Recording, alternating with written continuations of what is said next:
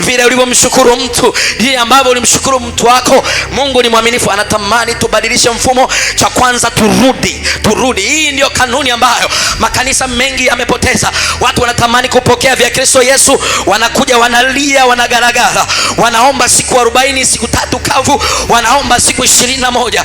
Wakimaliza wakapokea neema kwa Bwana, wanakuwa wepesi kusahau, na hata kama wakikumbuka wanaenda kufanya kwa ulegevu sana. Kitu ambacho nilikwambia upigie mstari nikitosema kwamba wakapaza sauti kuu, wakamlilia Yesu, akawasamehe na akawaponya. Cha pili, aliporudi yule mmoja tena akapaza tena sauti.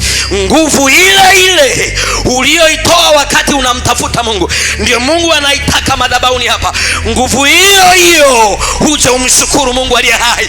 Nguvu ile ile ambayo unatafuta kazi, imebaki siku 3 interview, unalia, kila mtu unamshirikisha, unatuma maombi kwenye redio, unatuma maombi kwenye TV, unatuma maombi, kuna kitu kimekukamata. Nguvu ile ile Yesu anataka urudi nayo. Nguvu hii tunaiona kwa huyu kijana mkoma, akarudi akapaza sauti. Unajua mwanzoni alipaza sauti kuomba msaada, ila hii ya pili anapaza sauti kushukuru. Nguvu ile ile, kinachokusukuma kuomba mahitaji ndio hicho tunakitaka madhabahuni hapa.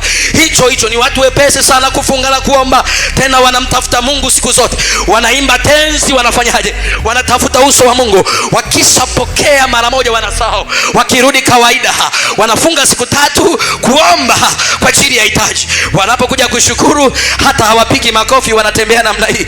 Ningetamani tu ujifunze kanuni hiyo ya Kristo Yesu. Anatufundisha vitu vikubwa sana.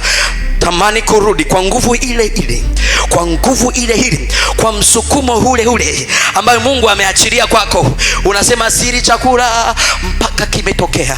Nang'ang'ana kama Yakobo. Huyu alikuwa na shida ya kushukuru. Yakobo anang'ang'ana asubuhi kucha analia. Ramasata yama.